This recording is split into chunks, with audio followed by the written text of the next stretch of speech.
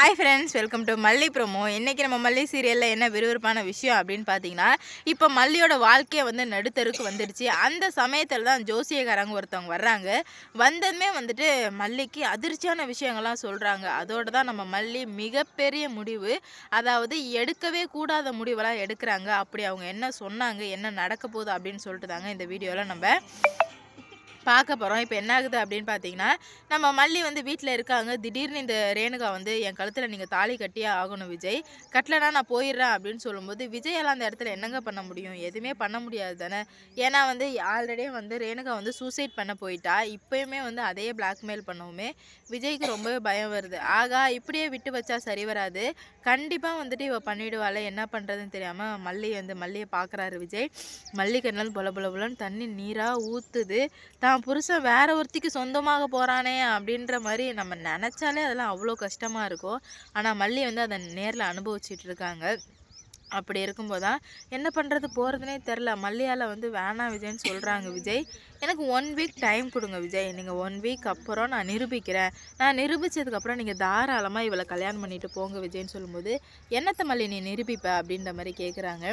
நான் நிரூபிக்கிறேன், நீங்கள் வெயிட் பண்ணுங்கன்னு கேட்கும்போது, அதான் என்ன நிரூபிப்பேன் அப்படின்னு கேட்கும்போது, இவங்க ரேணுகாவே கிடையாது சுடர், இவ ஒரு பொறுக்கி நாய் அப்படின்றத நான் நிரூபிக்கிறேன் விஜய் அப்படின்ற மாதிரி சொல்கிறாங்க. சுடருக்கு பயம் வந்துடுது.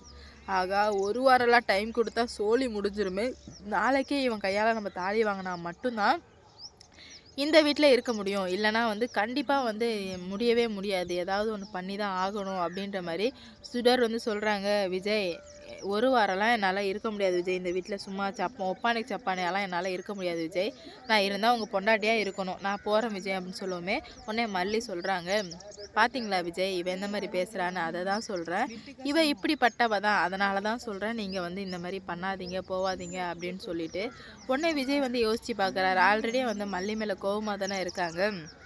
அதனால் என்ன மல்லி ரேணுகா ரேணுகா இல்லை இல்லைன்னு சொல்லிட்டு இருக்க, நீ என்ன பைத்தியமா மல்லி அப்படின்ற மாதிரி கேட்குறாங்க. இல்லை விஜய், இவ வந்து நம்ம வீட்டில் உள்ள எல்லாருமே வந்து பைத்தியமாக்கிட்டு இருக்கா, அதனால் நீங்கள் தான் வந்து பைத்தியம் மாதிரி வந்து நடந்துட்டு இருக்கீங்க அப்படின்ற மாதிரி சொல்கிறாங்க. அப்போ தான் நம்ம விஜய் ஒரு முடிவுக்கு வர்றாங்க. என்ன அப்படின்னு பார்த்தீங்கன்னா, இதுக்கு மேலே வந்து இப்படியே விட்டு வச்சுட்டே இருந்தால் சரி வராது அப்படின்னு சொல்லிட்டு நான் வந்து தாலி கட்டிக்கிறேன், நான் வந்து தாலி கட்டி உன்னை என் பொண்டாட்டியாகவே வச்சுக்கிறேன், அப்போ தானே இவ வந்து உன்னை தொந்தரவு பண்ண மாட்டா அப்படின்னு சொல்லிட்டு இப்போ மல்லி வேலை மொத்த தப்புமே திரும்பிடுச்சிங்க. அப்படி இருந்த சமயத்தில் தான் நம்ம விஜய் வந்து சொல்லிடுறாரு, மல்லி எனக்கும் ரேணுகாவுக்கும் நாளைக்கு கல்யாணம் ஆக போகுது, உன்னால் முடிஞ்சதை பார்த்துக்கோ அப்படின்ற மாதிரி சொல்லிடுறாங்க. மல்லி செமலு என்ன பண்ணுறதுனே தெரியல. என்ன பண்ண முடியும், எதுவுமே பண்ண முடியாது, அவங்க புருஷன் முடிவு எடுத்துட்டாங்க. அப்படி இருக்கும்போது எதுவுமே பண்ண முடியாமல் இருந்துகிட்ருக்காங்க. அப்போ தான் வந்துட்டு மனோகரன் சொல்கிறாங்க, தைரியமாக இரு மல்லி, நல்லதே நடக்கும், நீ கண்டிப்பாக நம்பு, கடவுள்கிட்ட போய் நீ போய் பிரார்த்தனை பண்ணு, கண்டிப்பாக அவங்க உனக்கு ஒரு நல்ல வழியை காட்டுவாங்க, நல்லவங்களை எப்போயுமே கைவிட்டுற மாட்டாங்க மல்லி, நீ போ அப்படின்ற மாதிரி சொல்லி அனுப்புவோமே. மல்லி போய்ட்டு சாமிக்கிட்ட வேண்டுறாங்க. வேண்டி வேண்டி ரொம்ப உடஞ்சி போகிறாங்க மல்லி. பயங்கரமாக வேண்டிகிட்டே இருக்கும்போது குடுகுடுப்புக்காரங்க ஒருத்தவங்க வாசலுக்கு வர்றாங்க. வந்ததுமே வந்து இந்த வீட்டில் ஒரு மிகப்பெரிய வந்து அசம்பாவிதம் நடக்க போகுதுமா அப்படின்ற மாதிரி சொல்கிறாங்க.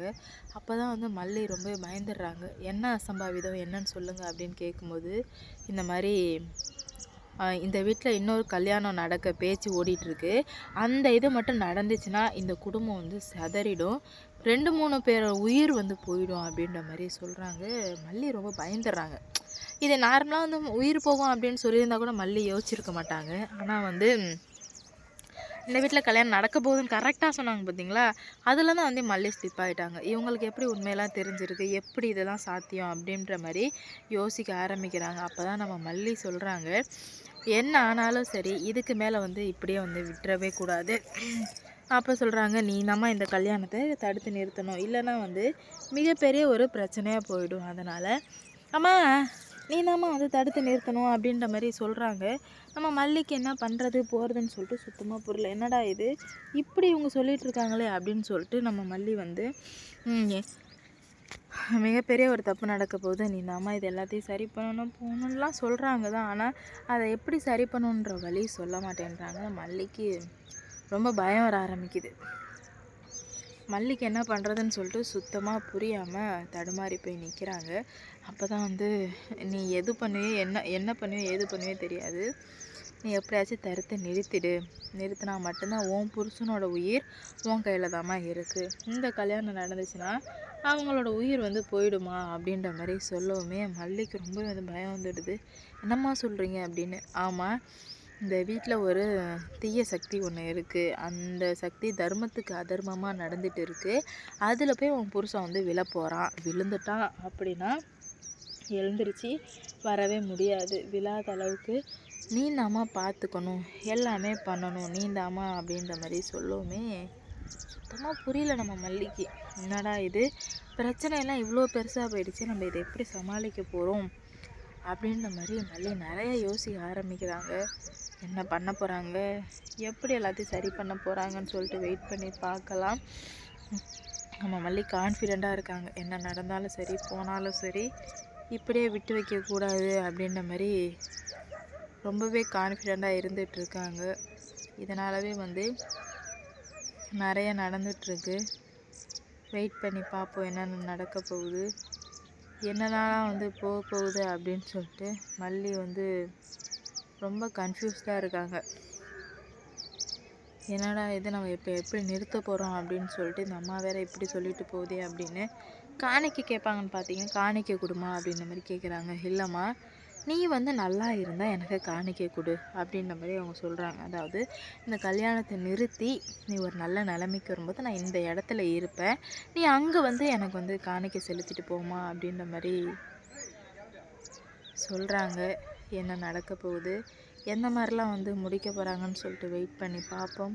கூடிய சீக்கிரத்தில் எல்லா விஷயமே வெளியே வரப்போகுதுன்னு நான் நினைக்கிறேன். நீங்கள் என்ன நினைக்கிறீங்கன்னு சொல்லிட்டு கமெண்டில் சொல்லிட்டு போங்க. இவ்வளோ நாளாக இருந்ததுக்கும் இப்போ இருக்கிறதுக்கும் நிறையவே வந்து வித்தியாசங்கள் இருந்துகிட்ருக்கு. முடிய போதா லூடோ மறுபடியும் ஒரு என்னடா அது 2 பேர் ஒத்துக்குதுங்க. சின்சியராக அதிலே மூழ்கிட்டீங்களே. எத்தனை காய் உள்ளே சேர்த்து வச்சுக்கிறீங்க? நீ நீ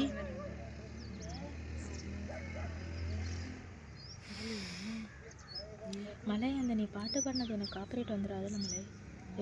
அது நீ பாடல இல்லை மலை, நான் பாடல. அம்மா இதெல்லாம் பாட்டே பாடக்கூடாது வீடியோவில். போகலாமா தம்பி?